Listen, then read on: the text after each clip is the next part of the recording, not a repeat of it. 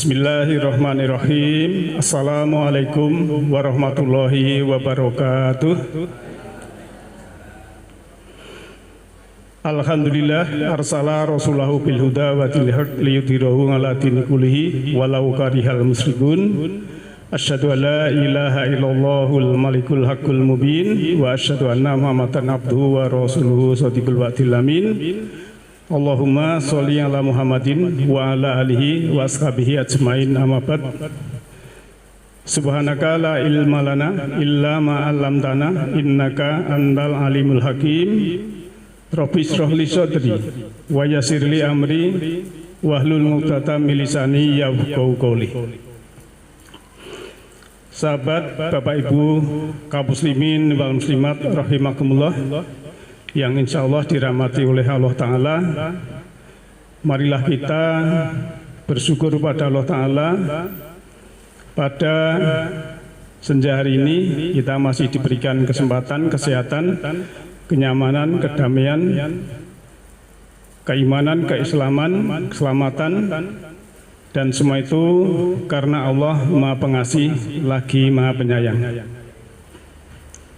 Marilah kita belajar bersama untuk beranjang sana, berselancar melihat ayat Allah yang mana tentang memilih atau pilihan. Oleh karena itu kita mulai ya untuk membuka mata hati, membuka mata rohani, membuka mata jiwa kita, di mana bahwa kita makhluk yang terbaik oleh Allah, harus kita manfaatkan sebaik-baiknya. Yang sejatinya kita ini makhluk ruh, ya, makhluk rohani, diberi fasilitas tubuh kita ini nanti bisa menghantarkan sang jiwa itu kembali kepada Allah dalam keadaan baik-baik. Nah, Bapak Ibu yang saya hormati, kita untuk melihat ataupun memahami tentang bahagia dalam pilihan itu tidak lepas dari kita mentelaah Al-Quran, karena Al-Quran adalah pedoman hidup kita. Al-Quran adalah huda linnas, petunjuk untuk manusia. Manakala kita mempelajari, kita akan menjadi mutakin atau petunjuk untuk yang mutakin. Jadi kita dalam menyikapi Al-Quran itu membaca, memahami, menganalisa, kemudian mengamalkan, mensiarkan, dan melestarikan. Setelah kita membaca, taklim bersama, kemudian kita memahami, maka apa yang kita pahami itu tidak ada gunanya kalau kita tidak melaksanakan. Jadi setelah memahami, kita analisa, kita pikir-pikir, kemudian kita bisa melaksanakan, harus kita laksanakan. Karena agama ini adalah agama praktikum, tidak hanya teori dan informasi. Lantas kalau kita sudah tahu, kita siarkan untuk keluarga ataupun siapa yang sekiranya mau, kita siarkan dan kita lestarikan. Jadi Al-Quran kita lestarikan di planet bumi ini supaya orang lain itu juga mencintai Al-Quran. Dan sifat ilmu dari Allah itu seperti air, Pak. Ya, air itu mengalirnya ke bawah.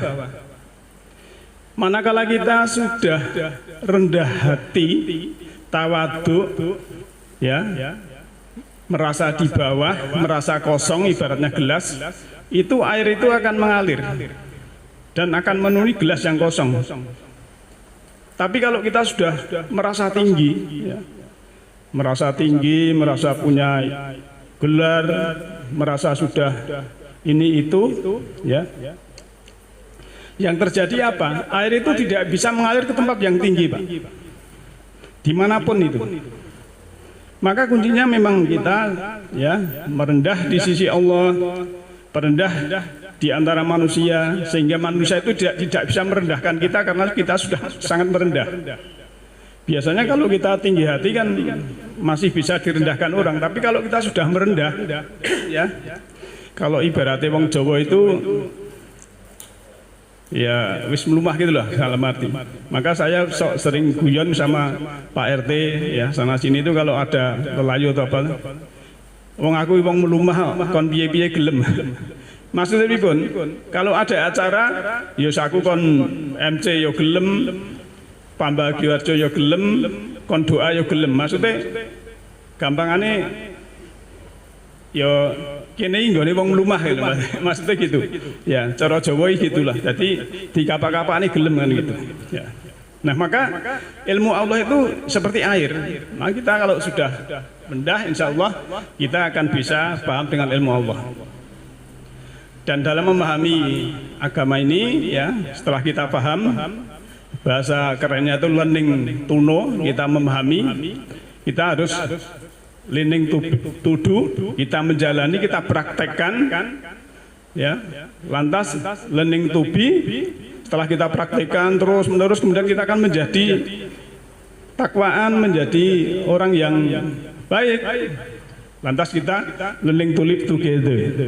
Kita sudah bersama-sama manusia yang banyak untuk membangun bumi ini, melestarikan bumi ini, memayu-hayuning bawono, mempercantik dunia yang sudah cantik, memperindah bumi yang sudah indah, menjadi rahmatan lil alamin bersama-sama. Jadi sudah learning to live together. Nah, oleh karena itu, karena kita sudah diberikan pilihan seperti itu, ya, dan kita bisa memahami, ya, kita harus manfaatkan sebaik-baiknya sisa umur kita yang ada ini. Di depan sudah saya sampaikan, untuk memahami bahagia dalam pilihan kita memang tidak lepas dari melihat Al-Quran dulu ya. Dalam surah Al-Haji ya, surah 22 ayat 16, A'udzubillahi minasyaitonirrajim, Bismillahirrahmanirrahim, wa kadzalika anzalnahu ayatim bayyinatin wa annallaha yahdi may yurid. Dan demikianlah kami telah menurunkan Al-Quran yang merupakan ayat-ayat yang nyata, dan bahwasanya Allah memberikan petunjuk kepada siapa yang kehendaki. Nah, di sini Allah menyebutkan bahwa Al-Quran itu turun, ya, ayatnya itu nyata, Pak. Bukan teori, bukan informasi. Maka setiap ayat itu harus mengandung, ya, koherensi, mengandung korespondensi, dan mengandung pragmatis. Ada sisi aspek pragmatisnya. Ya. Nanti kita akan melihat di belakang saya sampaikan hal-hal yang berhubungan dengan ayat-ayat.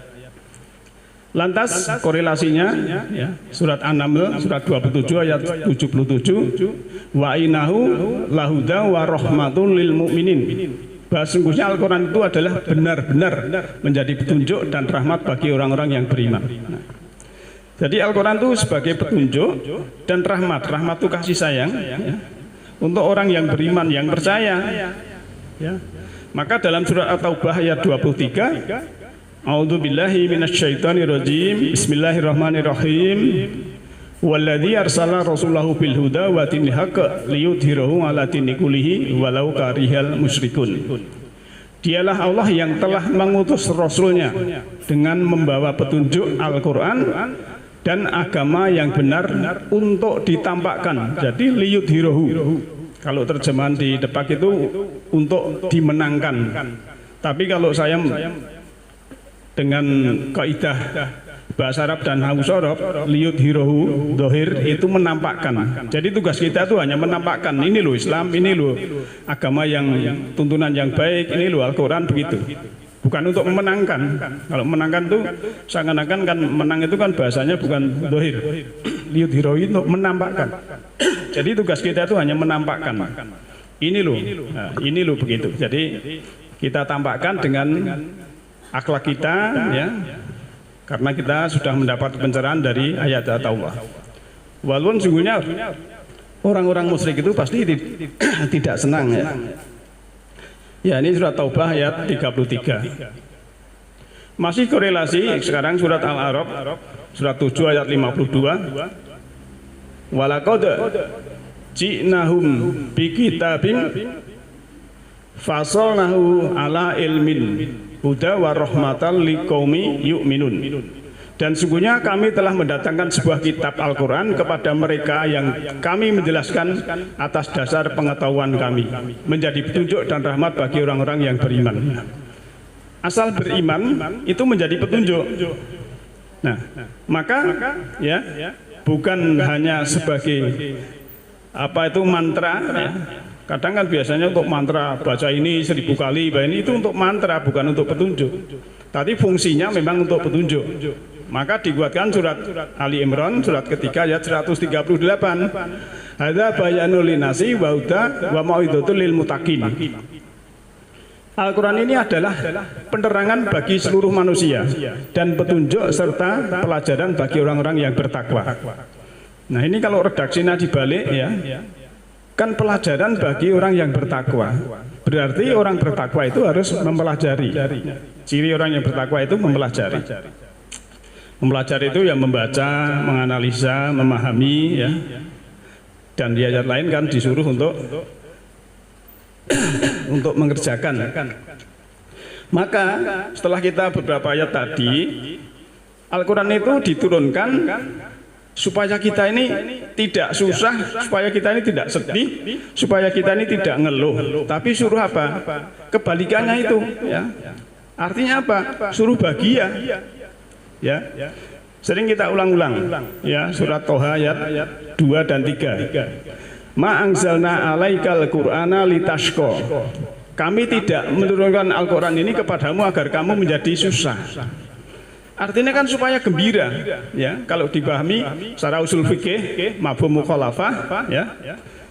Al-Quran ini tak turunke nang kowe men ora susah. Maksudnya kan lho, Quran ini kowe men dadi bahagia, dadi seneng gitu loh. Ya. Jadi cara memahami gitu. Maka ada ilmu usul fikih itu karena memang ada ayat yang perlu dipahami secara mukhalafah. Ya. Secara mafhum mukhalafah itu. Ya. In huwa ila dzikrul lil alamin. Tidaklah Al-Quran itu adalah dzikron, ya, peringatan untuk seluruh alam. Ya. Jadi seluruh alam manusia yang di alam semesta ini memang itu tadi beberapa ayat semuanya ya. Al-Quran itu 30 juz, 114 surat, 6236 ayat. Semua adalah sebagai petunjuk. Karena apa? Kita supaya bahagia dalam pilihan ya. Kan kadang kita ini harus jeda sesaat ya untuk meninggalkan rutinitas kita sebagai manusia. Kadang kita ini terjebak rutinitas ya, maka sering-seringlah kita juga suatu saat itu berhenti dulu dari rutinitas harian. Kita merenung ya, kita tadakur, kita tafakur ya, belajar kepada alam, belajar kepada kehidupan, sehingga kita paham sudut pandang kehidupan itu kapan kita gas, kapan kita rem, ya, kapan kita mungkin ngopling, ya, sehingga hidup ini bisa menghadirkan romantis dan kebahagiaan. Jadi semua yang kita pilih itu bisa hidup ini secara romantis dan juga menimbulkan kebahagiaan. Nah, yang kita pilih itu apa, Pak? Ya, misal kita dari lahir itu kan milih orang tua kan tidak bisa. Ya. Kita mulai misalnya dari sekolah dulu. Ya. Kerangka berpikir kita milih sekolah. Sekolah kadang juga kalau yang punya uang itu bisa memilih. Wah, sekolah yang favorit, sekolah yang ini kan begitu kan. Atau anak yang cerdas dan sebagainya. Tapi bagi yang ya pas-pasan, ya wes lah. Yang penting sekolah gitu kan. Saya dulu juga begitu, Pak. Lulus SD, ya, masuk SMP 1 diterima, STN negeri diterima, tapi membayar raineng. Akhirnya ibu saya golek sekolah sing murah dhewe. Padahal itu membayar SMP 1 SD negeri itu cuma 1.500 sama seragam, ya, sekitar 2.000 rupiah waktu itu. Karena tidak punya uang, ya wes saya sudah tidak sekolah 2 minggu, Pak saya. Akhirnya ibu saya golek sekolah sing murah dhewe. Sing murah dhewe itu PGA Muhammadiyah membayarnya 150 rupiah. Ya wis terlambat saya masuk wis ya wis nusul carane. Cok sekolah itu ceritanya begitu ya.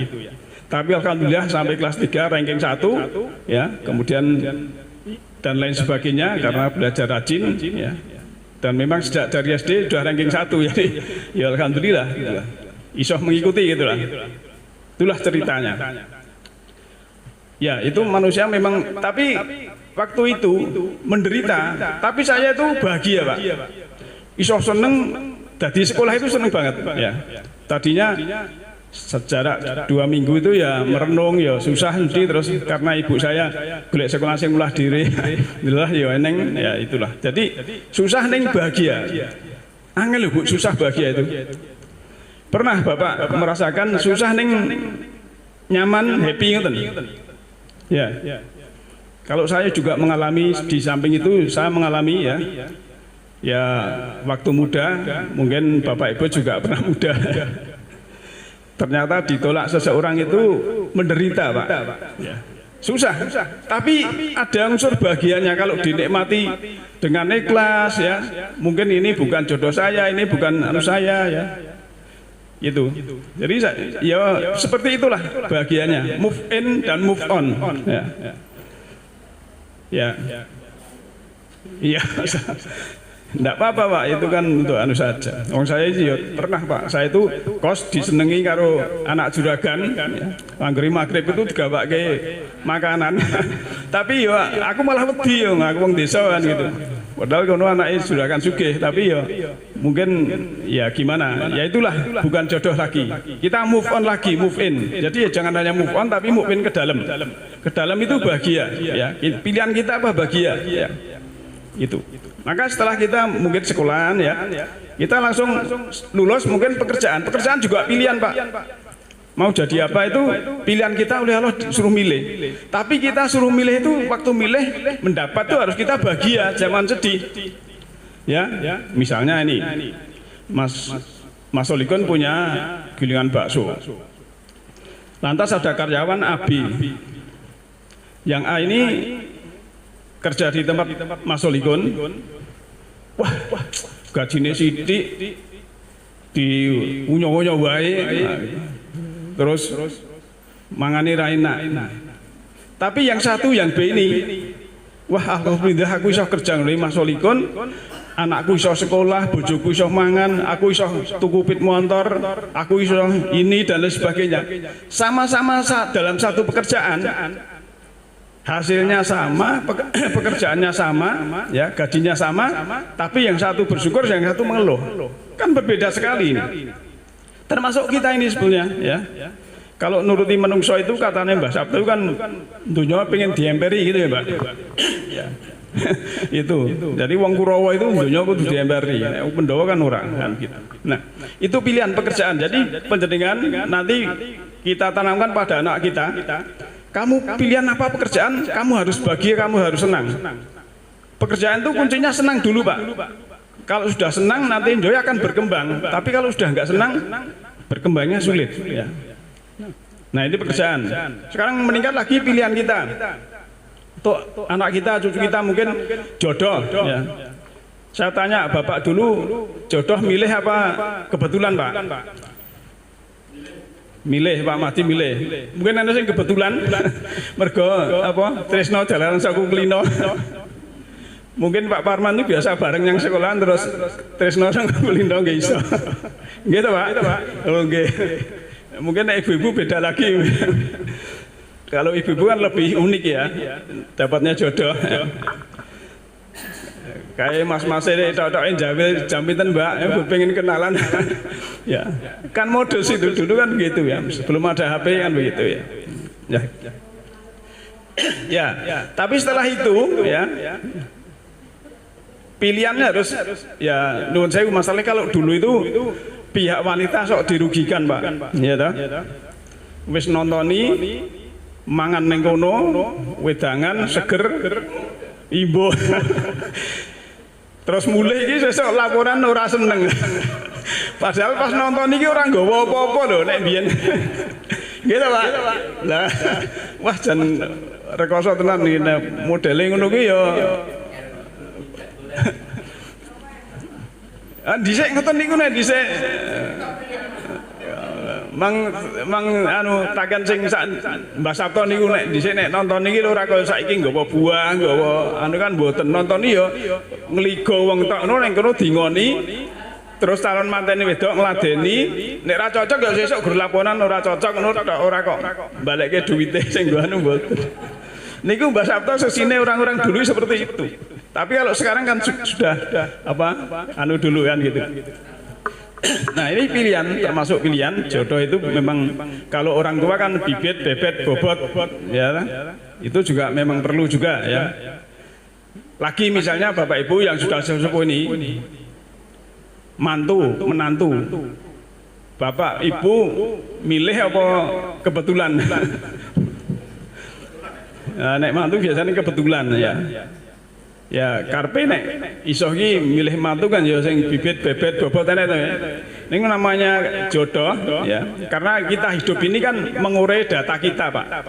Data DNA kita urai. Kadang kita sudah baik-baik, anaknya baik-baik, kita didik baik-baik. Lelah untuk mantu rada ra cetha. Ten iki iso mawon niku karena memang ya itulah kita terima, kita saksikan, kita ndak usah mengeluh. Itu bahagia saja ya. Itu ujian kita nikmati. Ya. Kalau Bapak Ibu mungkin punya anak lebih dari 2, 3 itu kadang ya saya juga disambati itu kalau Pak Parman tahu Pak Yatso itu wah, anak aku yo besan ki yo anak sing mampu anak sing ora. Nggih bener itu memang kalau milih yo besan sing mampu kabeh kan gitu karepe. Tapi ndak bisa itu karena memang Allah menebar rezeki itu seperti itu. Dan itu pilihan-pilihan semua harus kita selalu bahagia, termasuk nanti cucu, kemudian kita sehat sakit itu juga pilihan kita harus bahagia ya. Termasuk nanti kita mati, meninggal itu harus kita siapkan kebahagiaan kita.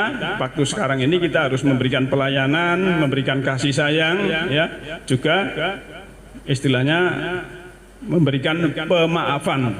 Kalau 3 ini unsur ini kita sudah memaafkan, tidak ada kebencian, kita kasih sayang, tidak ada dendam dan lain sebagainya, dan kita memberikan pelayanan sesama, itulah nanti kita insya Allah husnul khatimah. Nah Bapak Ibu yang saya hormati, maka dalam pilihan ini ya Allah berfirman di dalam surah Balad ya, surat 90 ya. Ya. A'udzubillahi minasyaitonirrajim. A'udzubillahi minasyaitonirrajim. Wa hadainahun najdain fala aqtahamal aqabah wa ma atrakamal aqabah fakur raqabah. Dan kami telah menunjukkan kepadanya 2 jalan. Tetapi dia tidak menempuh jalan yang mendaki lagi sukar. Tahukah kamu apakah jalan yang mendaki lagi sukar itu? Yaitu melepaskan budak dari perbudakan. Nah, dalam kita memilih Bapak Ibu sekalian ya, di sini ada 2 jalan, tapi kita tidak disuruh memilih, tapi dilihatkan jalan yang mendaki, Pak. Jalan yang mendaki lagi sukar itu adalah salah satunya melepaskan perbudakan. Ya, perbudakan di sini karena sekarang tidak perbudakan. Perbudakan itu yang berhubungan dengan dualisme, ya. Secara pragmatis saya lihatkan misalnya, ya. Kita kadang diperbudak oleh ini baik, ini buruk. Kadang kita diperbudak oleh yang suka dengan yang tidak suka. Yang suka kita cengkram ya, rat-rat, yang tidak suka kita tendang jauh-jauh misalnya seperti itu. Kita tidak mau menerima ya, padahal hidup ini saat ini sekarang ini itulah sebenarnya hasil tanaman kita harus terima ya. Kejadian hidup saat ini adalah undangan dari kita sendiri, maka begitu tamu datang kita harus tanggung jawab, jangan lari, jangan ngeluh kan begitu ya. Maka ya, kalau kita sudah bisa melepaskan dari perbudakan tentang dualisme itu ya, suka tidak suka, yang senang suka dicengkram habis-habisan, yang tidak suka ditendang habis-habisan ya, karena hidup ini kan seperti ombak di laut, Pak, kadang tinggi ya, kadang rendah ya. Bahkan di dalam surah Ali Imran ayat 140 itu memang ya istilahnya hidup itu seperti roda. Tidak ada orang yang kaya abadi, tidak ada orang yang miskin abadi. Maka kita harus pandai-pandai ya, memilih dalam keadaan situasi yang pas di atas, sehat, ya, punya uang. Nah, itu harus kita betul-betul manfaatkan yang bisa menjadikan tadi kasih sayang dan juga pemaafan dan juga pelayanan. Karena kalau sudah menjadi itu nanti menjadi pundi-pundi kebahagiaan untuk kita selanjutnya. Nah, Ibu Bapak yang saya hormati, lantas kemudian ya, bahwa dalam hidup ini ya, ciri kalau kita itu sudah mendapatkan pencerahan dari Allah dalam perubahan ini, kita memilih tadi kalau Al-Quran itu diturunkan supaya kita tidak susah, supaya kita tidak bahagia, maka pilihan apapun diri kita saat ini harus bisa menjadikan kita tuh happy, bahagia, ya, tenang, damai, karena kita sudah bersama Allah Ta'ala. Kalau Allah sudah bersama kita, ya, insya Allah dimanapun kapanpun, ya, itu kita enjoy saja. Sendiri misalnya. Orang kalau biasanya kalau sendiri itu kan kesepian. Tapi bagi orang yang sudah mendapat pencerahan, ya, sendiri pun itu tidak kesepian karena sudah bersama Allah Ta'ala. Bersama orang banyak, dia juga tidak larut dalam hingar-bingar yang berhubungan dengan situasi yang tidak baik, tapi dia juga selalu ingat akan Allah. Maka zikir itu ingat Allah, ingat hukum Allah, dan ingat ciptaan Allah. Apalagi mungkin saat ini kalau kita melihat ya berita-berita itu, ya, negara kita kan dari segala sisi, ya, istilahnya ada ujian, baik itu pusat data nasional diretas, ya, itu sudah, saya kalau mikir itu, kalau bank yang diretas itu terus piye ya gitu. Tabungannya Pak Parman 1M, kleru nyanggon aku, wah repot ini nanti. Ya, kalau namanya akun kita itu dihack atau diretas orang itu, ya mungkin cuma sedikit. Tapi kalau pusat data nasional, nah, itu kan juga, ya, kita prihatin sekali. SDM kita harusnya ya kita lebih canggih. Kalau kita dikuasai teknologi tidak bisa, ya, paham apa yang ada di teknologi, kita bisa ditipu oleh orang-orang yang bikin teknologi itu. Nah, belum dari sisi yang dalam dan lain sebagainya, ya mudah-mudahan saja untuk kita ini, ya, semoga saja dalam keadaan baik-baik saja. Tapi kuncinya kita memang selalu berbaik. Kalau memang situasi dan kondisi musibah dan huru hara apapun, kalau itu bukan balasan kita, kita akan baik-baik saja. Ya, berpikir kita begitu, dan itu janji dari Allah, inna lanansuru rusulana waladina amanu fil hayati dunya wa yauma yakumul asyhad, kan gitu. Jadi Allah itu sungguh-sungguh akan menolong Rasul dan orang-orang yang beriman, ya, dalam kehidupan ini dan juga nanti dalam hari persaksian. Nah, ini harus kita pahami lagi.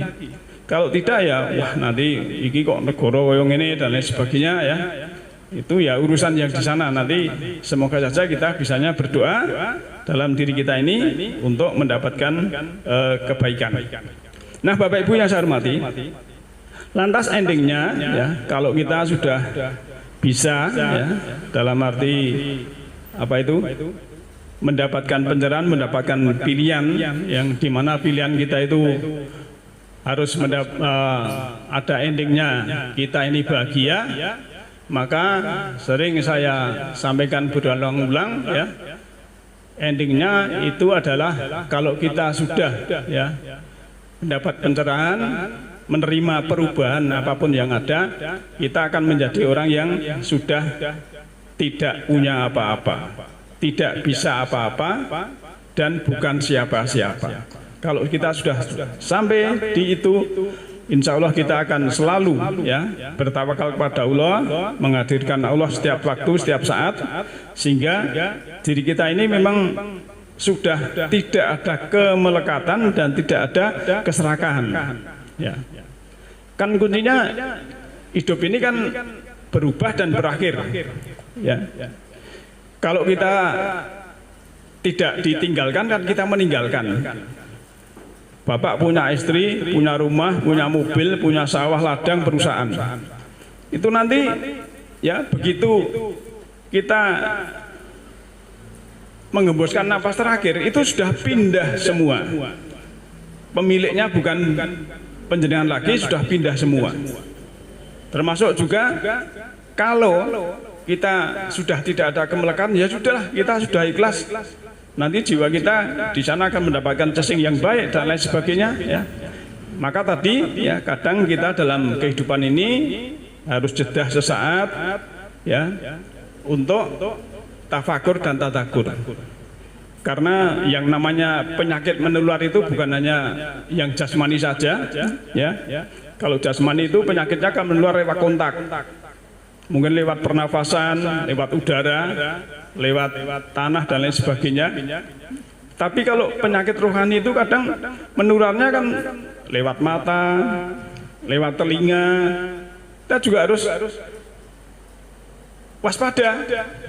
Apalagi dalam medsos saat ini sudah terbuka seperti itu.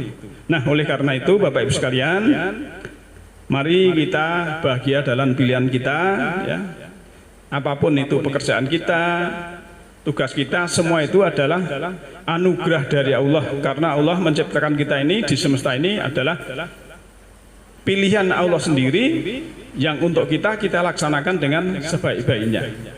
Dan semoga Allah membimbing kita di jalannya, yahdillahu linurihi ma yasha. Allah menunjuki cahaya semesta rohani kepada siapa yang dikehendaki. Siapa yang dikehendaki adalah orang-orang yang berkehendak kepada cahaya itu. Demikian malam hari ini, nasrum minallahi wa fakum gharib. Alhamdulillahi rabbil alamin.